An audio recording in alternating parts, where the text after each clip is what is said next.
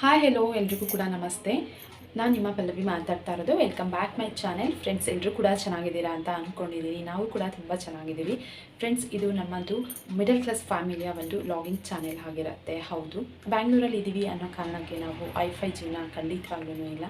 ಏಕೆಂದರೆ ಬ್ಯಾಂಗ್ಳೂರಲ್ಲಿ ತುಂಬ ಅಂದರೆ ತುಂಬ ಬಡವರು ಇದ್ದಾರೆ, ತುಂಬ ಅಂದರೆ ತುಂಬ ಶ್ರೀಮಂತರು ಇದ್ದಾರೆ. ಅಷ್ಟರಲ್ಲಿ ನಾವು ಮಿಡಲ್ ಕ್ಲಾಸ್ ಫ್ಯಾಮಿಲಿಯವರು ಅಂತ ಹೇಳ್ಕೊಳ್ಳೋಕ್ಕೆ ಇಷ್ಟಪಡ್ತೀನಿ. ಯಾಕೆ ಅಂತ ಹೇಳಿದ್ರೆ, ನಾವು ಏನೇ ಒಂದು ಜೀವಿಸಿದ್ರೂ ಕೂಡ ಇರುವಂಥದ್ರಲ್ಲಿ ಇಷ್ಟಿಷ್ಟೇ ಖರ್ಚು ಮಾಡಬೇಕು, ಇಷ್ಟಿಷ್ಟೇ ಎತ್ತಿರಬೇಕು ಅಂತ ಅಂದ್ಕೊಂಡು ನಾವು ಬದುಕುವಂಥದ್ದು. ನಮ್ಮ ಜೀವನನೇ ಹೀಗೆ ಅಲ್ವಾ? ಮಿಡಲ್ ಕ್ಲಾಸ್ ಫ್ಯಾಮಿಲಿ ಅಂದ್ರೇ ಹಾಗೆ. ಯಾಕೆಂದರೆ ಬರೋವಂಥ ಸಂಬಳದಲ್ಲಿ ಇಂಥ ಐಟಮ್ಗೆ ಇಷ್ಟಿಷ್ಟು, ಇದಕ್ಕೆ ಇಷ್ಟು ಅಂತ ಎತ್ತಿಟ್ಟು ನಾವು ಜೀವನ ಮಾಡಿದ್ರೆ ಮಾತ್ರ ನಮ್ಮ ಲೈಫಲ್ಲಿ ಅಲ್ಪ ಸ್ವಲ್ಪ ನೆಮ್ಮದಿಯಾಗಿರ್ಬೋದು. ಬಂದಂಥ ದುಡ್ಡಿಂದ ಐಫೈ ಜೀವನನ ಮಾಡಲಿಕ್ಕೆ ಹೋದರೆ ಖಂಡಿತವಾಗ್ಲೂ ನಮ್ಮ ಒಂದು ಜೀವನ ಎಂಡಿಂಗಿಗೆ ಹೋಗ್ಬಿಡತ್ತೆ. ಯಾಕೆಂತಂದರೆ ನಾಳೆ ದಿನ ಅದು ನಮಗೇನೆ ಸಮಸ್ಯೆ. ಹಾಗಾಗಿ ನಾವು ಮುಂಚೆನೂ ಕೂಡ ಸೀಟ್ ಮನೆಯಲ್ಲೇ ಇದ್ವಿ, ಇವಾಗಲೂ ಕೂಡ ಸೀಟ್ ಮನೆಯಲ್ಲೇ ಇರೋದು. ಮುಂಚೆ ಇದ್ದಂತಹ ಮನೆಯಲ್ಲಿದ್ದಾಗ ನಾವು ಕ್ಯಾಂಟೀನ್ ಮಾಡ್ತಾಯಿದ್ವಿ. ಸೊ ಆವಾಗ ಅಮೌಂಟ್ ಪ್ರಾಬ್ಲಮ್ ಇರಲಿಲ್ಲ, ಓಕೆನಾ. ಬಟ್ ಏನೂ ಐಟಮ್ ಏನೂ ಇರಲಿಲ್ಲ ಮನೆಯಲ್ಲಿ, ಅಮೌಂಟ್ ಪ್ರಾಬ್ಲಮ್ ಅಂತ ಏನೂ ಗೊತ್ತಾಗ್ತಿರಲಿಲ್ಲ. ಬಟ್ ಈ ಮನೆಗೆ ಬಂದ ನಂತರ ಏನಾಗಿದೆ, ಒಂದೊಂದೇ ಒನ್ ಬೈ ಒನ್ ಪ್ರಾಡಕ್ಟ್ನ ತೊಗೊಳ್ತಾ ಇದ್ದೀವಿ. ಆದರೆ ಅಷ್ಟೇ ಕಷ್ಟಪಟ್ಟು ಅಮೌಂಟು ತಿಂಗಳ ನಾವು ಇಷ್ಟು ಅಂತ ಎತ್ತಿಟ್ಟು ನಾವು ಕೂಡಿಟ್ಟು EMI ಈ ಥರ ಆಪ್ಷನಲ್ಲಿ ತೊಗೊಳ್ತಾ ಇರೋದ್ರಿಂದ ಕೆಲವೊಂದಷ್ಟು ಐಟಮ್ನ ಮನೆಗೆ ತೊಗೊಳ್ಳಿಕ್ಕೆ, ಖರೀದಿ ಮಾಡ್ಕೊಳ್ಳೋಕ್ಕೆ ನಮಗೆ ತುಂಬ ಅಂದರೆ ತುಂಬ ಹೆಲ್ಪ್ ಆಯಿತು. ನಾನು ಕೂಡ ವರ್ಕ್ ಮಾಡ್ತಿದ್ದೆ. ನಮ್ಮದು ಮ್ಯಾರೇಜ್ ಆಗಿ ಆ್ಯಕ್ಚುಲಿ 5 ಇಯರ್ಸ್ ಆಯಿತು. ಸೊ ಬ್ಯಾಂಗ್ಳೂರಲ್ಲಿ ಇದ್ದೀವಿ ಅಂದರೆ 2 ಜನ ದುಡಿದ್ರೆ ಮಾತ್ರನೇ ಮೇಂಟೆನೆನ್ಸ್ ಮಾಡೋಕ್ಕಾಗತ್ತೆ. ಬಟ್ ಕೆಲವೊಂದಷ್ಟು ರೀಸನ್ಗಳಿಂದಾಗಿ ನಾನು ಯಾವುದೇ ರೀತಿ ಕೆಲಸಕ್ಕೆ ಹೋಗ್ತಾ ಇಲ್ಲ. ಈ ಒಂದು 2 ಇಯರ್ಸಿಂದ ನಾನು ಕೆಲಸಕ್ಕೆ ಹೋಗೋದೇ ಬೇಡ ಅಂತ ನಮ್ಮ ಮನೆಯವರು ಸ್ಟಾಪ್ ಮಾಡಿದ್ದಾರೆ. ಈ ಒಂದು 2 ಇಯರ್ಸಿಂದ ತುಂಬ ಅಂದರೆ ತುಂಬ ಸಫರ್ ಪಡ್ತಾ ಬಂದಿದ್ದೀವಿ. ಅದೆಲ್ಲ ನೆನೆಸ್ಕೊಂಡ್ರೆ ತುಂಬ ಕಷ್ಟ ಆಗುತ್ತೆ. ಪಾಪ ಆ 2 ವರ್ಷದಿಂದನೂ ಕೂಡ ನನ್ನ ಗಂಡ ಒಬ್ಬರೇ ದುಡಿದು ಈ ಮನೇನ ಮೇಂಟೈನ್ ಮಾಡ್ತಿದ್ದಾರೆ. ಪಾಪ ಅವರು ತುಂಬ ರಿಸ್ಕಿ ಆಗುತ್ತೆ, ಆದರೆ ಏನು ಮಾಡೋ ಹಾಗಿಲ್ಲ. ಹಾಗಂತ ಇವಾಗ ನಾನು ಕೆಲ್ಸಕ್ಕೆ ಹೋಗು ಅಂತಂದರೆ ಅದಕ್ಕೂ ಕೂಡ ತುಂಬ ಕಷ್ಟ ಆಗುತ್ತೆ. ಅದಕ್ಕೋಸ್ಕರ ಹಸ್ಬೆಂಡ್ ಬೇಡ, ನಮ್ಗೆ ಎಷ್ಟೇ ಕಷ್ಟ ಆದರೂ ಪರವಾಗಿಲ್ಲ, ನೀನು ಮನೆಯಲ್ಲೇ ಇರು ಅಂತ ಹೇಳಿದ್ದಾರೆ. ನಾವು ಕೂಡ ಅಷ್ಟೇ EMI ಅನ್ನೋ ಒಂದು ಆಪ್ಷನಿಂದ ನಿಜವಾಗ್ಲೂ ಬ್ಯಾಂಗ್ಳೂರಲ್ಲಿರೋರು ಒಂದು ಸ್ವಲ್ಪ ಮಟ್ಟಿಗೆ ಇಂಪ್ರೂವ್ ಆಗಲಿಕ್ಕೆ ಅದು ತುಂಬ ಹೆಲ್ಪ್ ಮಾಡುತ್ತೆ. ಈ ಮನೆಗೆ ಬಂದಾಗ ಜಸ್ಟ್ ನಮ್ಮ ಹತ್ರ ಇದ್ದು ಫ್ರಿಡ್ಜ್ ಒಂದೇ. ಅದು ಏನಕ್ಕೆ ಇತ್ತು ಅಂದರೆ ಕ್ಯಾಂಟೀನ್ ಮಾಡ್ತಾ ಇದ್ದ ಕಾರಣ ಅದರೊಳಗಡೆ ಕೆಲವೊಂದಷ್ಟು ಐಟಮ್ ಇಡ್ಲಿಕ್ಕೆ ಹೆಲ್ಪ್ ಆಗುತ್ತೆ ಅನ್ನೋ ಕಾರಣಕ್ಕೆ ಹಸ್ಬೆಂಡ್ ತೊಗೊಂಡಿದ್ರು. ಓಕೆನಾ, ಫುಲ್ ಕ್ಯಾಶ್ ಕೊಟ್ಟು ತೊಗೊಂಡಿದ್ರು.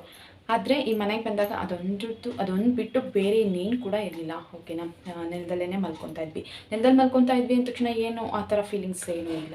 ಓಕೆನಾ. ಸೊ ಬರ್ತಾ ಒನ್ ಬೈ ಒನ್ ಪ್ರಾಡಕ್ಟ್ನ ತೊಗೊಳ್ತಾ ಲೈಫಲ್ಲಿ ಅಂತೂ ಆ ಭಗವಂತನ ಆಶೀರ್ವಾದದಿಂದ, ಇಟ್ ಮೀನ್ಸ್ ನನಗೆ ಫೇವ್ರೆಟ್ ಶ್ರೀಕೃಷ್ಣ. ಆ ಬೈಕನ್ನು ತೊಗೊಳ್ಳುವಾಗಲೂ ಅಷ್ಟು ತುಂಬ ಕಷ್ಟಪಟ್ಟಿದ್ದೀವಿ. ಹೇಗೆ ಅಂದರೆ ಆ್ಯಕ್ಟಿವಾ ಗಾಡಿ ಇದೆ, ಬಟ್ ಅದು ನಮಗೆ ತುಂಬ ಪ್ರಾಬ್ಲಮ್ ಮಾಡ್ತಿತ್ತು. ಅಂದರೆ ನಾವು ಸೆಕೆಂಡ್ ಹ್ಯಾಂಡ್ಲು ತೊಗೊಂಡಿದ್ದು ಕ್ಯಾಂಟೀನ್ಗಲ್ವ, ಏನಾಗಲ್ಲ ಎಮರ್ಜೆನ್ಸಿಗೆ ಇರಲಿ ಅಂತ.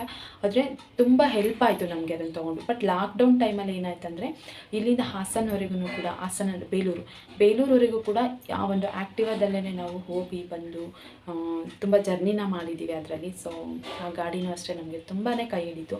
ಬಟ್ ಏನು ಮಾಡೋ ಆಗಿಲ್ಲ ಅಲ್ವಾ, ಅದಕ್ಕೂ ಒಂದಷ್ಟು ಆಯಸ್ ಅಂತ ಇರುತ್ತೆ, ಅದಕ್ಕೂ ಒಂದಷ್ಟು ಆರೋಗ್ಯದ ಸಮಸ್ಯೆಗಳಂತ ಇರುತ್ತಲ್ಲ.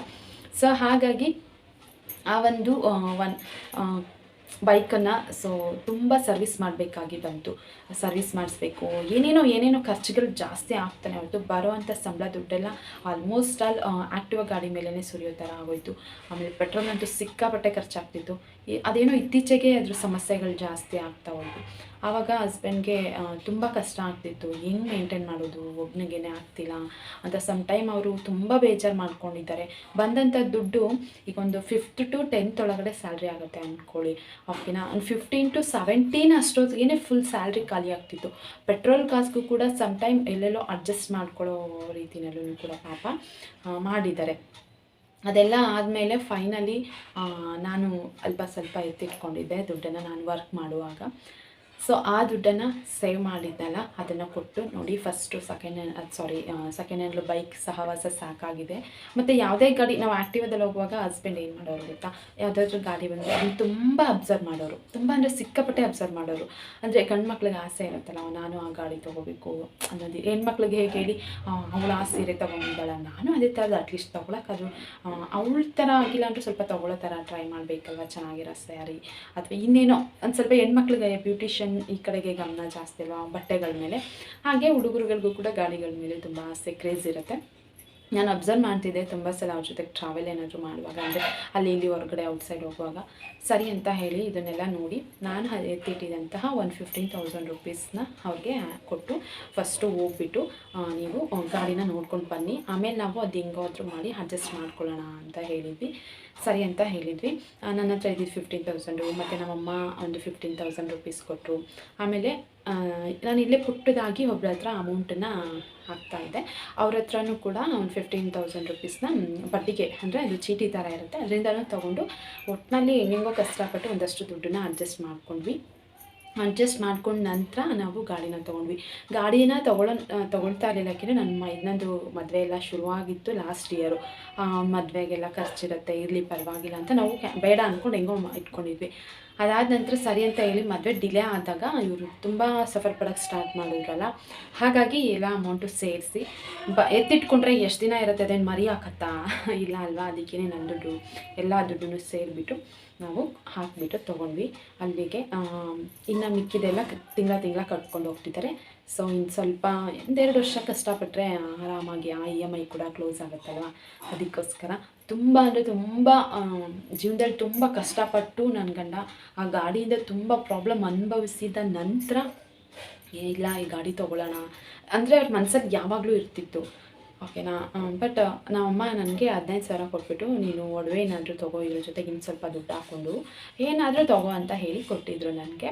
ಸರಿ, ಈ ಅಮೌಂಟನ್ನು ನಾನು ಇವಾಗ ಏನೇ ತೊಗೊಂಡ್ರು ಕೂಡ ಅದು ಚೆನ್ನಾಗಿರಲ್ಲ, ಬೇಡ ಅಂತ ಹೇಳಿ ಸ್ವಲ್ಪ ದಿನ ನಾನೇ ಇಟ್ಕೊಂಡು ಯೋಚನೆ ಮಾಡಿ ನನ್ನ ಹತ್ರ ಇರೋ 15,000, ಅವ್ರ ಹತ್ರ ಅವ್ರು ಕೊಟ್ಟಿದ್ದು 15,000 ಎರಡೂ ಕೂಡ ಹಾಕಿ ಸ್ವಲ್ಪ ಚೀಟಿ ಕಾಸನ್ನು ಎತ್ಕೊಂಡು ಅದೆರಡು ಸದ್ಯಕ್ಕೆ ಒಂದು 40,000 ಅಂತ ಕಟ್ಟಿದ್ವಿ.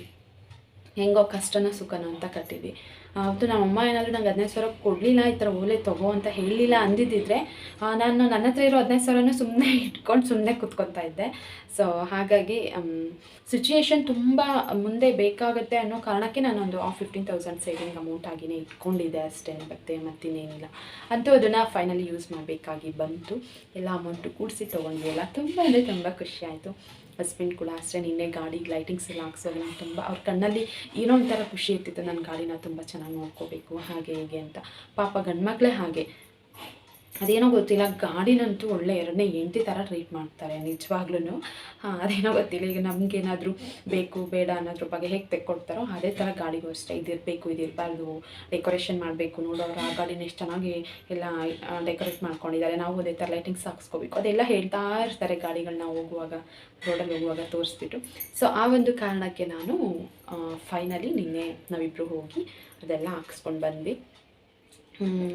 ಇನ್ನು ಮುಖ್ಯವಾದದ್ದು ನಮ್ಮ ಲೈಫಲ್ಲಿ ತುಂಬ ಮುಖ್ಯವಾದದ್ದು ದೇವ್ರು ಕರುಣಿಸಿದರೆ ಮಾತ್ರನೇ ಸಾಧ್ಯ. ಅದನ್ನು ದುಡ್ಡು ಕೊಟ್ಟು ತೊಗೊಳಕ್ಕಾಗಲ್ಲ, ಆ್ಯಂಡ್ ಯಾವುದೇ ಅಂಗಡಿಗೆ ಹೋದ್ರೂ ಕೂಡ ಯಾರೂ ಕೊಡೋಕ್ಕಾಗಲ್ಲ. ಸೊ ಹಾಗಾಗಿ ಅದೊಂದ್ರ ಬಗ್ಗೆ ತುಂಬ ಬೇಸರ ಇದೆ. ಲೈಫಲ್ಲಿ ದೇವರು ಒಂದೊಂದೇ ಕೊಟ್ಟರು ಕೂಡ ಯಾಕೋ ಏನೋ ಅದೊಂದು ವಿಷಯದಲ್ಲಿ ಸ್ವಲ್ಪ ದೂರ ಅಂತಲೇ ಇರಬಹುದು ಅನ್ಸತ್ತೆ, ಗೊತ್ತಿಲ್ಲ ನನಗೆ. ಆಲ್ರೆಡಿ 5 years ಆಗೋಯ್ತಲ್ಲ, ಅದಕ್ಕೆ. ಓಕೆ ಫ್ರೆಂಡ್ಸ್, ಇವತ್ತಿನ ಒಂದು ವ್ಲಾಗ್ ಹೇಳಬೇಕಿತ್ತು. ಇವತ್ತಿನ ಒಂದು ವ್ಲಾಗಲ್ಲಿ ನಾವು ಸ್ವಲ್ಪ ಲೈಫಲ್ಲಿ ತುಂಬ ಅಂದರೆ ತುಂಬ ಕಷ್ಟನ ಅನುಭವಿಸಿದ ನಂತರ ನಾವು ಒಂದು ಮಟ್ಟಕ್ಕೆ ರೀಚ್ ಆಗಿದ್ದೀವಿ ಅಷ್ಟೇ, ಹೇಳ್ಕೊಳ್ಳೋ ಥರ ಏನಿಲ್ಲ. ಒಂದು ಮಟ್ಟ ಮಿಡ್ಲ್ ಕ್ಲಾಸ್ ಲೈಫು ಒಂದು ಮಟ್ಟಕ್ಕೆ ಚೆನ್ನಾಗಿದ್ದರೆ ಹಿಂಗಿದ್ರೆ ಪರವಾಗಿಲ್ಲ ಅನ್ನೋ ಥರ ಇರುತ್ತಲ್ಲ, ಆ ರೀತಿಯಲ್ಲೇ ನಮ್ಮ ಲೈಫ್ ನಡೀತಾ ಇದೆ. ಊಟಕ್ಕೆ ತಿಂಡಿಗೆ ದೇವರೇನು ನಮಗೆ ಸದ್ಯಕ್ಕೆ ಕೊರತೆ ಕೊಟ್ಟಿಲ್ಲ, ಅದನ್ನು ಯಾರಿಗೂ ಕೊಡಬಾರ್ದು ಆ ಕೊರತೆನ ಅಂತ ನಾನು ಕೇಳ್ಕೊಳ್ತೀನಿ. ಹಾಗೆ ಹಸ್ಬೆಂಡ್ ಕೂಡ ಡ್ಯೂಟಿಗೆ ಹೋಗಿದ್ದಾರೆ. ನಿನ್ನೆ ಪಾಪ ರೆಸ್ಟ್ ಮಾಡೋಕ್ಕೆ ಆಗಿಲ್ಲ. ಆ್ಯಕ್ಚುಲಿ ನಾವು ನಿನ್ನೆ ಹೋಗಿದ್ದು 1 o'clockಗೆ, ಸೊ ಅಲ್ಲಿ ಲೇಟ್ ಆಗೋಯ್ತು ಅಷ್ಟೇ. ಓಕೆ ಫೈನ್ ಫ್ರೆಂಡ್ಸ್, ನಾನು ಇವತ್ತು ವ್ಲಾಗ್ನ ಕಂಟಿನ್ಯೂ ಮಾಡ್ತೀನಿ. ತುಂಬ ಮಾಡ್ತಾಯಿದ್ದೆ ಅಂದ್ಕೊಳ್ತೀನಿ.